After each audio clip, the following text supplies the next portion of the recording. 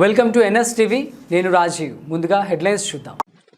బైన్సా పట్టణంలో party bypass యందు గల ద్వారకా నగర్ యందు మాతా సావిత్రిబాయి పూలే 195వ జయంతి వేడుకలు బీసీ ప్రజా సంఘాల ఆధ్వర్యంలో సుంకేట పోషెట్టి నాయకత్వంలో ఘనంగా చిత్రపటానికి పూలమాలలు వేసి నివాళులర్పించారు.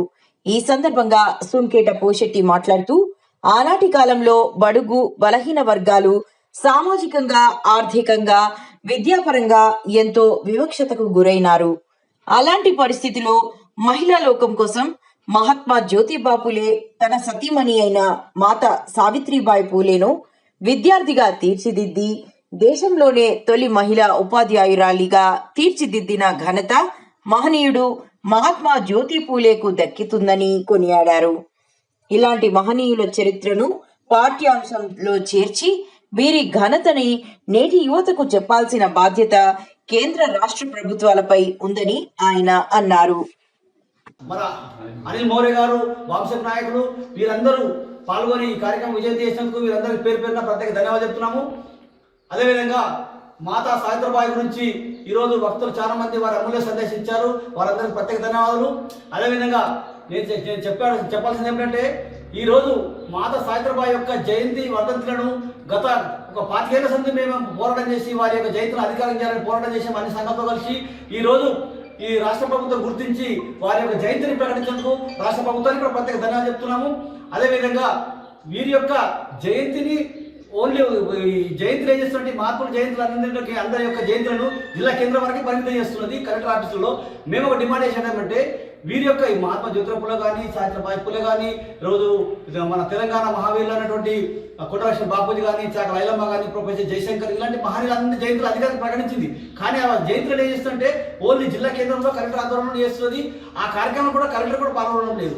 బాధాకర విషయం ఏంటంటే, ఈ బహుజన యొక్క నాయకులను, తెలంగాణ వీరులను కానీ, మన దేశ ప్రముఖులైనటువంటి మహనీయుల యొక్క వీరి యొక్క జయంతులను తూతు మంత్రంగా చేసిన తప్ప నిజాయితీ చిత్తశుద్ధం చేస్తలేదు. మా ఆవేదన బాధ ఏంటంటే, చేసేది ఏదో కరెక్ట్ చేయండి, ఓట్ బ్యాంక్ రాజకీయాలు చేసేసి, ఎందుకంటే బీసీ ఉద్యమం బాగా పెరుగుతుంది కదా, ఆ ఉద్యమాన్ని అణచివేయడానికి కోసం మా భాగంలో ఉన్న ఏదో ఇదంతా ఆలోచించేసి బీసీలు చైతన్యమైనది కాబట్టి వీళ్ళని చేయకుండా బాగుండని చెప్పేసి ఈరోజు బీసీ మూవ్మెంట్ రాష్ట్ర వ్యాప్తంగా ఉద్యమాన్ని 40% రిజర్వేషన్ చేయాలని రాష్ట్ర ప్రభుత్వం ప్రకటించడానికి ఉద్యమాలు చేయాలని ఈరోజు రాష్ట్ర వ్యాప్తంగా బంధులు జరిగితే దాన్ని ఒక పరిగణలో తీసుకొని ఈ రాష్ట్ర ప్రభుత్వం ఈరోజు మాతా యొక్క జయంతిని అధికారం చేసింది, సంతోషము. అదేవిధంగా మేమేమంటే డిమాండ్ చేస్తుంటే, రాజ్యాధికారంలో వాటా 40% ఇస్తున్నారు. మరి దాని మాట ఏమిటి? ఈరోజు చేసిన జయంతి అధికారులు ప్రకటించారు. ఇలాంటి జయంతులు వారోత్సవాలు చేయాలంటారు. మేము ఏమంటే, ఒకరోజు చేయడమే తూతు మంత్రం చేయడం కాకుండా మొత్తం ఒక వారోత్సవాలు చేస్తూ ప్రతి పాఠశాల యందు మేమేమో డిమాండ్ చేస్తున్నట్టు ఈ రాష్ట్ర కేంద్ర ప్రభుత్వాలకు ఈ మాతా సావిత్రిబాయి పూలే కానీ, మహాత్మా జ్యోతిరావు పూలే, ఇంకా మహానీయులు చాలా మంది ఉన్నారు. బహుజన మాత పితామహులందరూ వీరి యొక్క ఫోటోలన్నీ ఖచ్చితంగా పాఠశాల ఎందుకు పెట్టాలి. వారి చరిత్ర ఏంటి, వారి చరిత్రను పాఠ్యాంశం చేయాలని డిమాండ్ చేస్తుంది.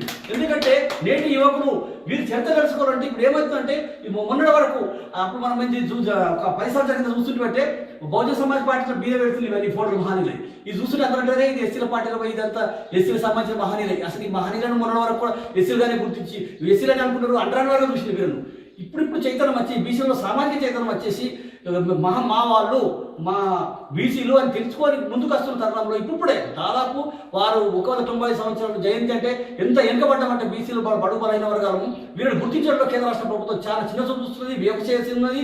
కాబట్టి వివక్షత అంటరాంతరము చిన్న చూపుకు వ్యతిరేకంగా బీసీ ఎస్సీ అంతా కలిసి మనం పోరాడాల్సిన అవసరం ఉందని ఇందు ముఖంగా మేము అందరికీ తెలియపరుస్తున్నాను.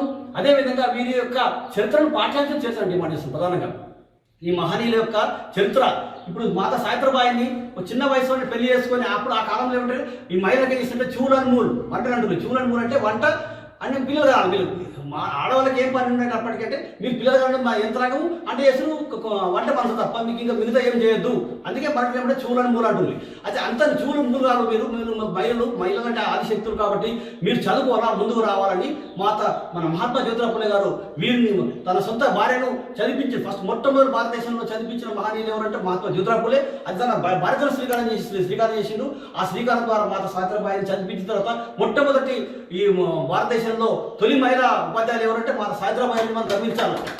ఈ రోజు ఆ మాత చదివిస్తుంటే అప్పటి విష బ్రాహ్మణులు పునా ప్రాంతంలో మహారాష్ట్రలో వీరిని వ్యతిరేకిస్తుంటే చదువు చెప్పడానికి పాఠశాలకు వెళ్తుంటే ఈమెకు లావుజీ సాల్వే వస్తారు, లావుజీ సాల్వే మంచి అండగా ఉండేవారు.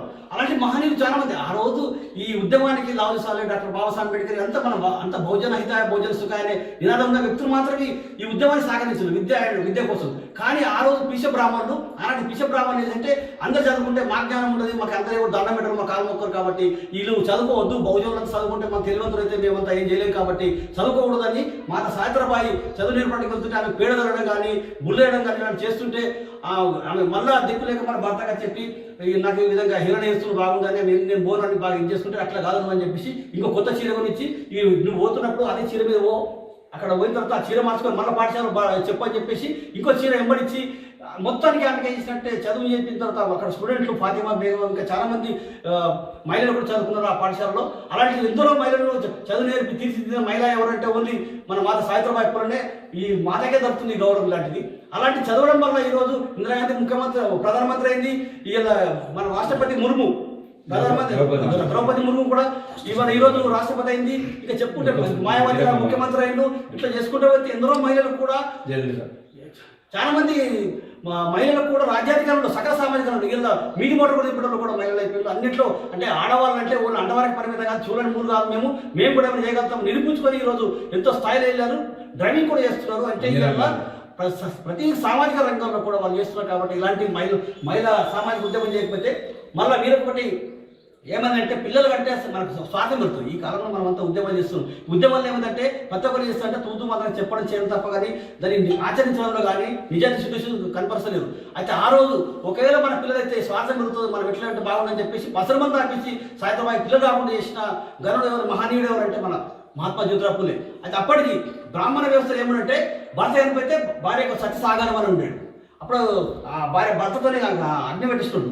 కాబట్టి అలాంటి దానికి వ్యతిరేకంగా మహనీయుడు చేసింటే ముండరాళ్ళకు కూడా అంటారు భర్త చనిపోతే ముండ అయిపోతే పెళ్లి చేసి కదా అలాంటి వాళ్ళని కూడా పెళ్లి చేసిండు. పెళ్లి చేస్తే ఆయనకి ఈయనగా చూసిండు. అరే ఇదేం వ్యవస్థ మొత్తం ఈయన మహాత్మా జ్యోతిరావు చేస్తుండే అలాంటి విశ్వబ్రాహ్మణుడు బాగా చంపడానికి కూడా ప్రయత్నం చేసింది. మహనీయుడికి చంపడానికి ప్రయత్నిస్తే ఆయనకు మన ఎవరు చంపడం కూడా అంటే అది మన బహుజనులతోనే ఇది చేసేసి రెచ్చగొట్టేసి ఆ మహనీయుడి మీద చంపడానికి ప్రయత్నం చేసిన కానీ అవన్నీ భయపడకుండా వాళ్ళకు జ్ఞానోపాయం చేసిన తర్వాత వాళ్ళు మన సెంటర్ ఎదురు శిష్యులు మారినారు. అయితే ఈ మహనీయుడు ఇలా ఆనాడు ఇప్పుడైతే మనకంత టెక్నాలజీ పెరిగింది, సోషల్ మీడియా అయిపోయింది, చాలా అయిపోయినాయి. ఇప్పుడు ఎటువలన్నా వెహికల్ మీద వెళ్తున్నాము, వాహనాలు అయినాయి, సోషల్ మీడియా అయింది, అన్ని సౌకర్యాలు ఉన్నాయి. కానీ అన్ని సౌకర్యాలు ఉన్నాయి కానీ మన నిజాన్ని శుద్ధిస్తోని మన భోజనానికి ఏం కావాలా, రాజ్యాధికారం చేయాలంటే ఏం చేయాలి, మనమంతా ఏం చేస్తుంటే ఈ ఆచరణను తుంగ తొక్కేసి ఓన్లీ తూతు మంత్రంగా మనం వేస్తుంటే జయంతుల వరకు పరిమితం అయిపోయి మిగతా విషయంలో మనం మర్చిపోవడం జరుగుతుంది. కాబట్టి ఈ జయంతులు చేయడంలో చేస్తూనే ఈ వీరు చేసిన మహనీయులు అడుగు జాడడం వల్ల నడవడానికి ప్రయత్నం చేద్దామని ప్రతి ఒక్కరు నడాలి. అదేవిధంగా ఒక బ్రాహ్మణ మహిళకు కొడుకు పుడతాడు. అయితే పెళ్లి భర్త ఏదో అక్రమ సంబంధం ఏదో ఉంటే పుడితే వాళ్ళంతా ఈయనగా చూస్తుంటే ఆ పిల్లని పై చేసిస్తా యశ్వంత్ అనే పిల్లాడిని పెంచుకొని మహాత్మా జ్యోతిరావు పూలే గారు ఆ పిల్లాడిని చదివించి పెద్దగా చేస్తాడు.